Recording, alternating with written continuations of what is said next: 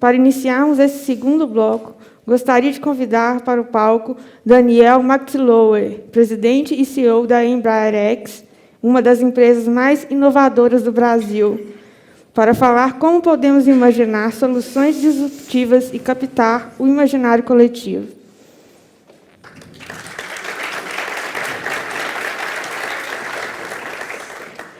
Daniel, seja muito bem-vindo.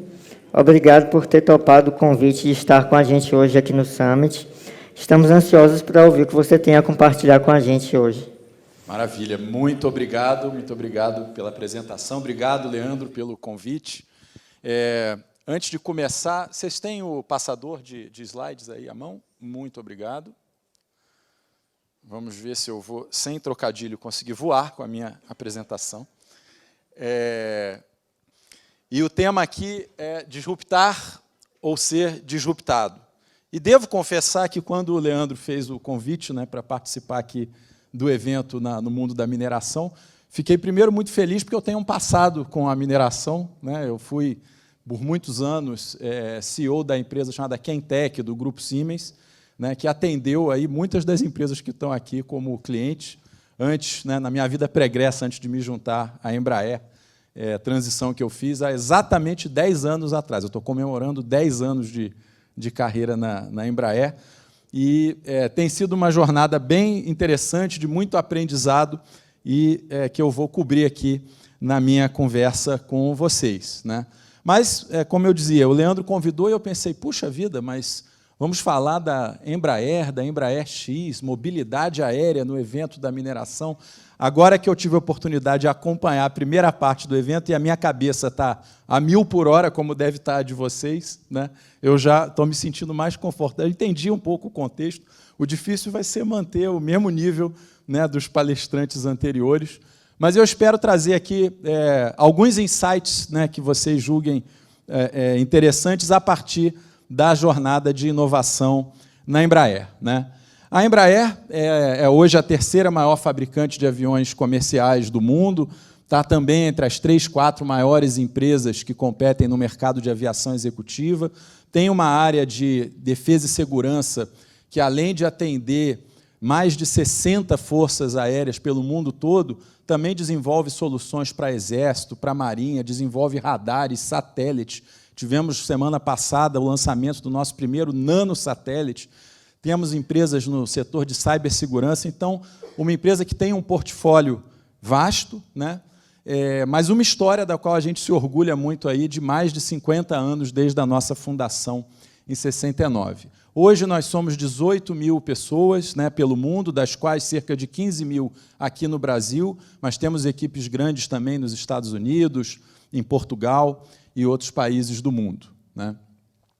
E o que a gente quer trazer para vocês aqui é um pouco de um back to the past, uma volta a um momento muito importante na história da companhia, que foi por volta lá de 2016, quando, apesar da gente já ser, na época, um dos principais conglomerados aeroespaciais do mundo, né, e uma empresa considerada extremamente competitiva, eficiente, inovadora nos mercados em que a gente atuava, né, uma empresa, né, que a gente diz com muito orgulho, né, que já entregou mais de 8 mil aeronaves que estão servindo nossos clientes de maneira eficiente, segura. A cada 10 segundos, em algum lugar do planeta Terra, tem uma aeronave da Embraer decolando, né? Uma empresa que deve muito da sua sobrevivência à inovação. Então, esse talvez seja um primeiro insight aqui para destacar, né? Normalmente, as empresas que se destacam em inovação são aquelas que entendem a inovação como um tema de sobrevivência. É preciso ter esse nível de senso de urgência. E esse indicador, que é o nosso favorito, né, para medir como é que nós estamos nos desempenhando do ponto de vista de inovação, ele tem um lado do copo cheio e do copo vazio, né, depende de como você queira ver.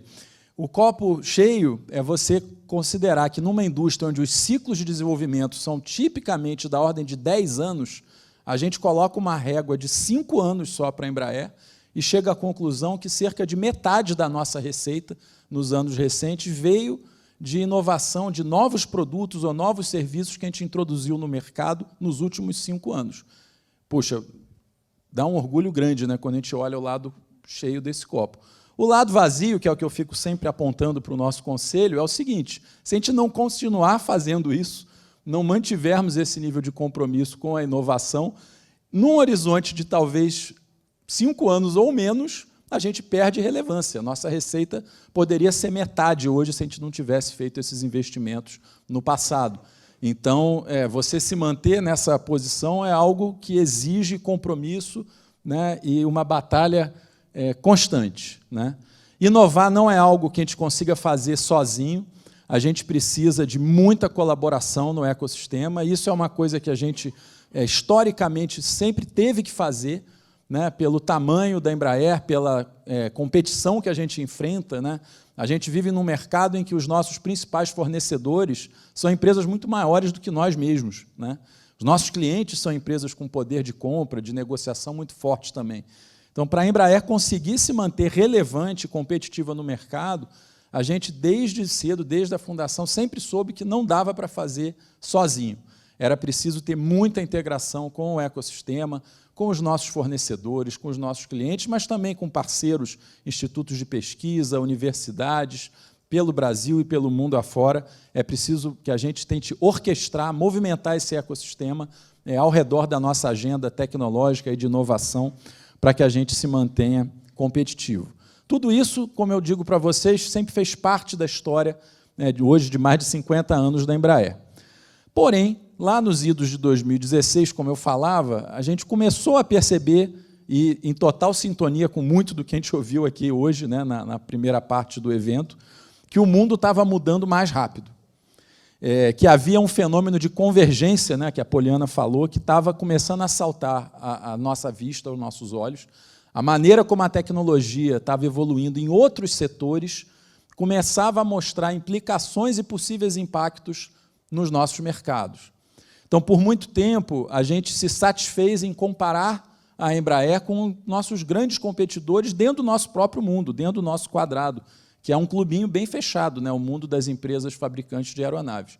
A gente tem 2 competidores grandes, que vocês talvez conheçam os nomes, né, e a gente sempre se considerou bem porque éramos mais ágeis, mais eficientes, mais rápidos do que esses 2 competidores grandes. Pois bem, caiu a ficha para a gente, por volta dessa época, que toda a inovação que a gente fazia, toda a eficiência que a gente já tinha alcançado, talvez não fosse mais suficiente para garantir a nossa perpetuidade, o nosso sucesso no futuro, já que o mundo estava mudando dessa maneira, né, que a gente foi verificar em loco. Então, a gente realizou uma série de missões dos nossos executivos, nossos tomadores de decisão lá para o Vale do Silício, para conversar especialmente fora do nosso setor, um pouco do que a gente está fazendo aqui, né? Conversar com empresas de outros setores que enfrentavam outra natureza de desafio e ver o que estava emergindo nesse cenário, né? E ali foi quando a gente percebeu que talvez a grande competição, a grande ameaça, a grande concorrência para a gente no futuro, muito provavelmente não ia vir do nosso próprio mercado. Seriam novos entrantes, seriam startups, seriam empresas de outros setores. Quem sabe o nosso competidor futuro seria a própria Google, seria a Tesla, seriam empresas que atuavam naquela convergência entre tecnologias como, por exemplo, eletrificação e autonomia. O impacto disso sobre a indústria aeronáutica, se você perguntasse, na época, né, a um veterano da nossa indústria, diriam, não, isso aí é ficção científica, isso está décadas, muitas décadas no futuro, né? E hoje a gente vê que esse futuro já chegou, né? Ele chegou rápido. Alguns dos sinais, né, que a gente já via lá na época, né, Waymo, né, carros autônomos começando a circular, Terra Fusion, uma empresa que lançava o conceito, né, de um carro voador, um carro de passeio que podia decolar em dado momento e completar a viagem dele pelos céus. A Hyperloop, né, também mudando a maneira de transportar as pessoas, e, nesse caso, impactando diretamente o nosso core business, né, o nosso sweet spot do mercado de aviação, que é a aviação regional. Airbnb, aí a gente começa a ver a emergência dos modelos de negócio baseado em plataformas digitais, né, que vão mudando a maneira como as pessoas interfaceiam, se relacionam com o mundo, a comodidade, facilidade, as plataformas de streaming, plataformas de como que as pessoas vão consumir música, varejo, né, como é que você vai ter a facilidade de, da sua casa, os seus equipamentos, eles mesmos monitorarem quando precisa fazer um pedido e cuidar disso automaticamente, né? Então, tudo isso começando a acontecer, armazenamento de energia, né, a mudança da matriz energética aí do mundo. Todos esses são sinais lá de trás. 2016, esses sinais já estavam pulando assim, né, na nossa frente, e a gente voltou muito assustado, vamos dizer assim, dessa imersão, quando a gente percebeu isso, que a gente não estava, talvez, sendo ousado o suficiente ou ágil o suficiente. E tinha uma boa razão também para isso, né, que se chama governança corporativa. Toda empresa que tem um conselho de administração, que tem que prestar conta aos seus acionistas, ela vai ter que ser sempre muito responsável na priorização dos seus investimentos, na escolha dos seus investimentos. Tudo isso é muito saudável, porém, tem uma consequência. Os investimentos que estão ligados a alto risco e alta incerteza vão ter uma tendência natural de serem despriorizados, vão estar lá sempre no fim da fila. Aquela ideia boa, bonita, promissora, mas que sempre vai aguardar para ser reavaliada no próximo semestre, no próximo trimestre, no próximo ano, né? E a gente via que isso ia se repetir ano após ano, e talvez, algumas daquelas oportunidades que estavam ali, a gente poderia perder, e na medida em que alguém mais abraçasse aquela causa e conseguisse concretizar e trazer ao mercado, o que era uma oportunidade, de repente, vira uma ameaça. Para endereçar isso, a gente criou, então, em 2017, a Embraer X, ou a Embraer X. A Embraer X ela foi criada para ser essa aceleradora de futuros, essa incubadora de ideias que a gente chama de high risk, high rewards, para ser uma grande provocadora dentro da companhia. Puxa, Daniel, quer dizer então que o conselho da Embraer deu a louca, né? O pessoal enlouqueceu naquele momento? Não, porque a gente, casado com isso, adota um outro conceito importantíssimo, que é o que a gente chama de affordable loss. Isso significa que o Daniel é um cara pobre, ele é o CEO da Embraer X, mas ele tem sempre um orçamento apertado, pequeno. Affordable loss, porque como a gente vai se desafiar a fazer coisas que podem dar errado, né, e, na verdade, se aquilo que a gente estiver fazendo der sempre certo, provavelmente a gente não está cumprindo nossa missão, não estamos tomando risco suficiente, mas a gente precisa definir o orçamento dessa área, dessas iniciativas, de tal maneira que, mesmo se todas elas derem errado, o que no nível de uma gestão de portfólio talvez até não seja o caso mais provável, mas poderia acontecer, ainda assim eu não posso estar colocando em risco a saúde financeira da empresa, a perpetuidade da empresa. Então, essa é a escolha, né, daquele orçamento para fazer a aposta, né? E a Embraer X ela foi o veículo, foi a empresa cuja missão é fazer esse tipo de aposta, e esse orçamento, pequeno que seja, eu gosto de chamar que é o dinheiro mais valioso, né, da empresa, porque é o único ali que o nosso conselho ele permite que a gente aposte sem precisar dar uma garantia de retorno de investimento, ele não precisa ter um business plan aprovado, ele é, de fato, entendido como uma aposta, mas é dali que a gente vai poder começar a trabalhar as oportunidades numa ótica tanto de defesa como de ataque. O que eu quero dizer com isso, né? Defesa no sentido de se proteger de uma ameaça, de identificar o mais cedo possível que alguma ameaça pode estar aparecendo que vai impactar o nosso business, e ataque no sentido de aproveitar uma oportunidade que possa colocar a empresa num outro patamar, né? Que possa fazer com que a nossa empresa seja aquilo que alguns autores chamam de empresa exponencial, né? Uma empresa criadora de novos mercados ou de novos negócios. Essa é a ambição, né? Bom, criada a Embraer X, né? E agora? Qual foi a causa que a gente resolveu abraçar, né? E a causa que a gente quis abraçar, e continua sendo assim até hoje, é uma causa que tem que impactar positivamente a vida de muita gente, né? E, naquele momento, a gente identificou um problema que era muito doído aqui das metrópoles do nosso país, mas também, né, dos países todos onde a gente opera, que é o caos urbano, né, a dificuldade de mobilidade urbana, quando a gente vê aglomerados urbanos crescendo, a população do planeta cada vez mais urbana, concentrada em um espaço restrito e que, quando você só tem 2 dimensões para resolver o problema, a gente está no limite, né, do que as cidades conseguem suportar. Por que não adicionar uma 3ª dimensão aqui a esse problema e criar uma alternativa que possa ser um possível futuro? Mobility is not just about routes, solutions, or infrastructure. It's about people.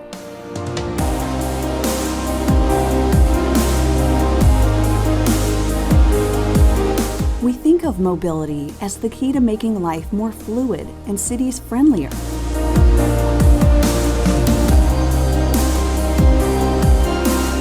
We can reduce distances, but also increase the quality of time for everyone. All of this in a practical, accessible, and smart way.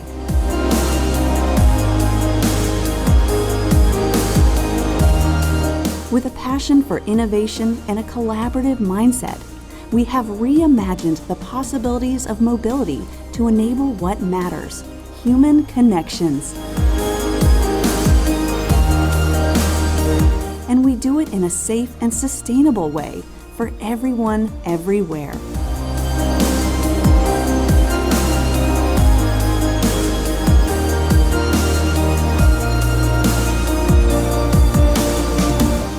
EVE, Mobility Reimagined. Nós começamos a sonhar com esse possível futuro, né? Um futuro onde uma aeronave elétrica, portanto de 0 emissões, silenciosa, pudesse criar novas alternativas de deslocamento para as pessoas dentro dos grandes centros urbanos do mundo. Algo que a gente se inspirou num conceito que seria uma internet da mobilidade.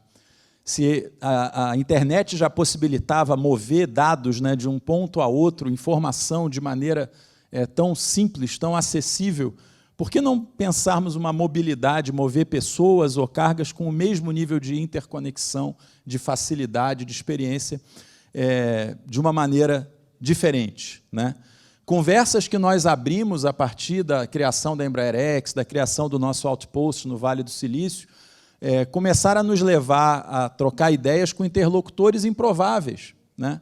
Quem imaginaria que a Embraer teria assunto para discutir com a Uber, uma plataforma digital, né, de transporte terrestre? No entanto, conversas como essas estimularam, né, o desenho, o projeto do que seria esse possível futuro, a partir de dados muito concretos de uma dor do presente, né, que empresas como a Uber tinham esse acesso, né, a esses dados do tempo desperdiçado, do tempo perdido em congestionamentos nas grandes cidades do mundo, né, e ali a gente foi aprender várias curiosidades, por exemplo, que São Paulo era campeã mundial era o maior mercado, na verdade, deles, né, e onde tinha um desses maiores desafios. Nós também estimulamos esse pensamento em ecossistema. Então, embora, né, na Embraer sejamos apaixonados por aeronaves, né, e a aeronave é um elemento importantíssimo, viabilizador desse possível novo futuro, mas o que a gente se desafiou foi pensar como criar todo esse ecossistema. A aeronave sozinha não vai viabilizar o que a gente estava imaginando, né? É preciso pensar no controle de tráfego aéreo, vai ter que ter uma nova tecnologia. Ao invés de você ter poucos helicópteros sobrevoando uma cidade como São Paulo, a gente pode ter esse novo veículo que a gente chama de eVTOL, de Electric Vertical Takeoff and Landing, né? O eVTOL, ele vai ter talvez centenas deles sobrevoando os grandes centros urbanos do mundo, mas para chegar nessa escala, você precisa ter todo uma infraestrutura de vertiportos, né? Você precisa ter essa conexão, você precisa ter os pontos de carregamento de bateria, você precisa ter um controle de tráfego aéreo muito mais automatizado, que vai viabilizar, então, a construção desse futuro, né? Aqui, exemplificando um case, né, da cidade de Miami, começando com uma rota de conexão do aeroporto com Miami Beach, e aqui você vê como é que exponencialmente isso vai poder crescer na medida que a gente for conseguindo atrair os parceiros, a infraestrutura, né, avançar na regulação para poder, então, de fato, levar essa nova alternativa para muito mais pessoas e numa proposta de acessibilidade, né? A grande diferença desse futuro que a gente está pensando para o que já existe hoje, no fundo, é acessibilidade. E aí eu estou falando de custo mesmo, né? O custo de uma viagem no eVTOL, que vai ser um ride sharing, vai ser uma corrida compartilhada, você vai pedir pelo aplicativo, provavelmente, vai dividir a sua corrida daqui até Confins, por exemplo, com mais 2 ou 3 pessoas, e você vai pagar o preço que seria pago para fazer o mesmo trajeto de táxi ou de Uber, ou talvez uma pequena diferença, mas é a mesma ordem de grandeza de custo. Então, você vai pagar quase a mesma coisa para cortar um tempo de viagem de 1 a 2 horas, se estiver indo de São Paulo para Guarulhos, às vezes 3 horas, por um voo de 10, 15 minutos. Né? Se essa equação de custo fecha, a gente está falando de uma demanda para transportar 2 bilhões de pessoas por ano no mundo, o que gera um potencial de mercado de $1 trilhão, segundo muitos analistas. E é por isso que a primeira spin-off company, nascida, né, da EmbraerX, incubada na EmbraerX, dentro daquele orçamento discreto que eu falei para vocês, que eu chamei de Affordable Loss, essa empresa incubada e acelerada, nós fizemos o spin-off dela, fizemos o IPO dessa companhia em maio do ano passado na Bolsa de Nova York, e hoje ela tem um valor de mercado que já é similar ao valor de mercado da Embraer inteira. É uma empresa controlada pela Embraer, mas cujo valor de mercado é quase o mesmo da Embraer inteira, e isso é só o começo. Porque, às vezes, quando me perguntam, Daniel, quem você acha que vai ser a Tesla da aviação? A minha resposta está na ponta da língua. Eu já sei quem é a Tesla da aviação. Chama-se EVE Air Mobility, a primeira spin-off da EmbraerX, e as ações estão à venda na Bolsa de Nova York. Pode correr lá, que ainda está um preço... eu devia ter dado esse disclaimer. Por favor, não comprem ou vendam ações da Embraer ou da EVE com base na palestra do Daniel. Está dado o disclaimer. Outro problema que a gente se propôs a resolver na criação da EmbraerX é esse que muitos de nós estamos familiarizados, né, infelizmente, com os atrasos e cancelamentos de voo. Isso é uma dor da nossa indústria, é um assunto que a gente reconhece que a gente não é tão eficiente quanto deveria ser, ou gostaria de ser. E, de novo, a gente foi estudar esse problema, né, pela ótica não da empresa, mas pela ótica das pessoas, né? E, nesse caso, a pessoa que põe a mão no metal, que é o mecânico, o técnico mecânico, né? Que a gente foi ver que, apesar da gente já ter muita tecnologia, já ter dados e facilidade de comunicação, as ferramentas, os processos ainda tinham ficado parados, né, no século anterior, ainda são ferramentas do século XX para apoiar o trabalho da equipe de mecânicos aí da maioria das companhias aéreas, né? E esse gap é algo que a gente também percebeu que havia uma oportunidade e que a gente podia se lançar a um projeto também incubado na EmbraerX, que resultou num produto que eu também gosto de falar, né, o primeiro produto da Embraer que não leva nenhum alumínio. Esse é um produto que é totalmente digital, é uma plataforma digital agnóstica, que vai ajudar a coordenar e resolver o problema de manutenção dentro das grandes companhias aéreas, que têm esse problema de gestão da frota, de gestão, né, das faltas de peça, do problema de disponibilidade, proximidade do mecânico dos aeroportos. A gente está coordenando isso muito melhor através de uma plataforma digital que independe de qual é o avião que está sendo atendido, né, em cada caso. Ele pode nem ser um avião. Tem clientes hoje, usuários aqui da nossa plataforma Beacon, que voam uma frota de helicópteros. Então, assim, a gente atende clientes com frotas que nem têm aviões da Embraer, e, no entanto, é uma tecnologia que tem se mostrado muito interessante. Também é um case bacana de comentar que, diferente da EVE, em que as condições de mercado e as condições da nossa estratégia nos levaram a uma decisão de spin-off da companhia, a criação de uma companhia spin-off do negócio, o caso do Beacon foi diferente.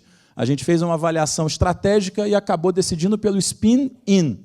Esse foi um produto que acabou sendo, então, incorporado ao portfólio de uma das unidades de negócio do nosso core business, que é a área de suporte e serviços, porque ela tem uma estratégia de crescer em tecnologias justamente digitais e agnósticas. Então, quando a gente começa um trabalho na EmbraerX, é difícil prever entre todos os futuros possíveis o que vai, se tiver sucesso, vai ser um spin-off, vai ser um spin-in, o que vai ser? Nós vamos aprendendo isso, temos que ter essa mente aberta para ir aprendendo conforme o case vai sendo construído. E é óbvio, né, é bom lembrar, também pode não dar certo. Né? Eu volto à frase que eu falei mais cedo, se tudo que a gente estiver fazendo estiver dando certo, talvez a gente não esteja assumindo risco suficiente. Né? Fechado esse primeiro ciclo, né, com grande estrondo aí por causa desse IPO da IVE, que chamou muita atenção realmente para o nosso case, nós estamos agora lançando um novo ciclo, né, da Embraer-X, reinventando a Embraer-X para um novo ciclo, em que a gente está escolhendo novos focos estratégicos, né, mas vocês vão ver que eles guardam uma coerência grande, olhar para a sustentabilidade, para mobilidade integrada e também para sistemas aéreos, né, o avanço aí da tecnologia dos drones estão ficando mais sofisticados, mais acessíveis, já dá para pensar em aplicações de drones para transporte de carga, para entregas até no que seria o last mile, entre outras aplicações interessantes, né, de levantamento de dados, de vigilância, de integração. Então, são mundos novos que a gente está explorando e sempre orientados também pelas prioridades estratégicas de inovação da Embraer, que são representados pelos nossos verticais de inovação. E essas são as prioridades que vão acabar recebendo o maior aporte de investimento, de capacidade de desenvolvimento da Embraer, porque elas também são críticas para o core business. Então, na medida que as nossas iniciativas disruptivas puderem estar alinhadas, né, com esses verticais de inovação, tem uma grande chance de a gente poder se alavancar em outros investimentos, sejam tecnológicos, sejam de negócios, que a Embraer Core Business já vai estar fazendo. Né? Então, a gente falou bastante hoje aqui de sustentabilidade, que está representado no nosso vertical, que a gente chama de zero emissões, falamos de autonomia, inteligência artificial. Então, essa lista, né, que é uma lista que é revisada e debatida todos os anos, tem um evento anual em que a gente discute se tem algo faltando nessa lista, se alguma coisa que está aqui já perdeu o sentido, não é mais necessário estar nessa lista, e a discussão mais interessante é a prioridade entre essas diferentes verticais, porque isso vira depois um direcionador na nossa alocação de orçamento de inovação. Para fechar, eu queria oferecer para vocês aqui um pouco das lições aprendidas que a gente foi acumulando ao longo do caminho, embora eu admita que a gente continua tendo muito mais perguntas do que respostas, né? Mas algumas coisas a gente acha que foram válidas as conclusões que a gente teve nessa jornada até onde estamos. Primeiro, a importância, né, de construir inovação com esse olhar de fora para dentro. É muito difícil você fazer algo que seja de fato disruptivo, de fato de alto impacto, se você estiver fazendo isso sempre dentro de casa, conversando com as mesmas pessoas, conversando dentro dos mesmos grupos. Né? Quanto mais diversidade você tiver, e quanto mais longe, na verdade, do seu core você tiver, quando for fazer essas explorações, maior a chance de surgir os insights disruptivos. E aí eu vou pedir aqui o Marco, meu colega, vai continuar aqui com vocês, para bater um papo aqui depois que acabar o evento. Né? Eu vou ter que, infelizmente, sair correndo. Dá um alô aí para a turma, Marco, para trocar ideias com vocês. Estamos aí à disposição. Outro tema, a ambidestria, acho que também já foi falada hoje, mas o quanto que é importante ser bom do curto e longo prazo. Né? Acho que a Poliana falou, não é o ou, é o e. Né? Eu tenho que ser bom nos dois, mas as habilidades e competências são muito diferentes. Né? Ser bom no seu core business vai priorizar um tipo de perfil, vai recompensar um tipo de comportamento, e fazer a inovação disruptiva normalmente é outro conjunto de competências.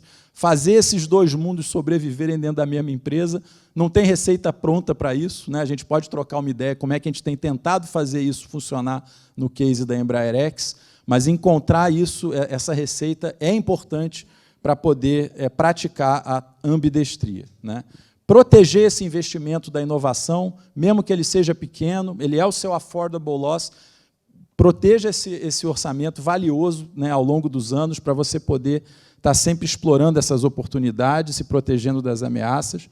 A atuação tem que ser multinível e alavancada em parcerias, o impacto que você pode alcançar vai ser muito maior se você conseguir se alavancar. E esse último desafio aqui também do foco, né?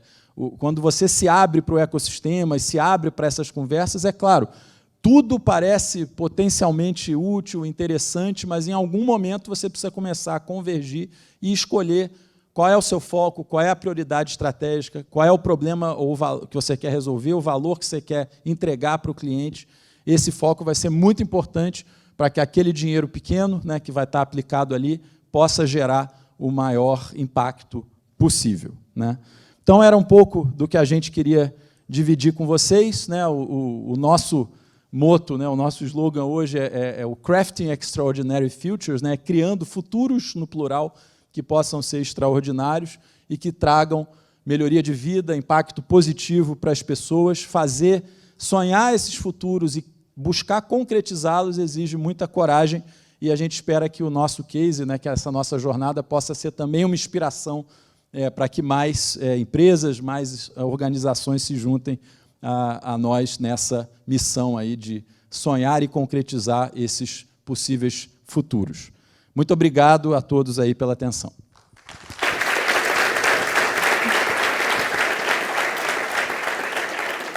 Muito obrigado, Daniel, pela sua contribuição na tarde de hoje. Obrigada, Daniel. Gostaria muito de ir embora no eVTOL da Embraer X. Chegaria muito mais tranquilo, hein? Será que tem como dar uma carona, Rodrigo? Será que ele me leva em Salvador? Pois é.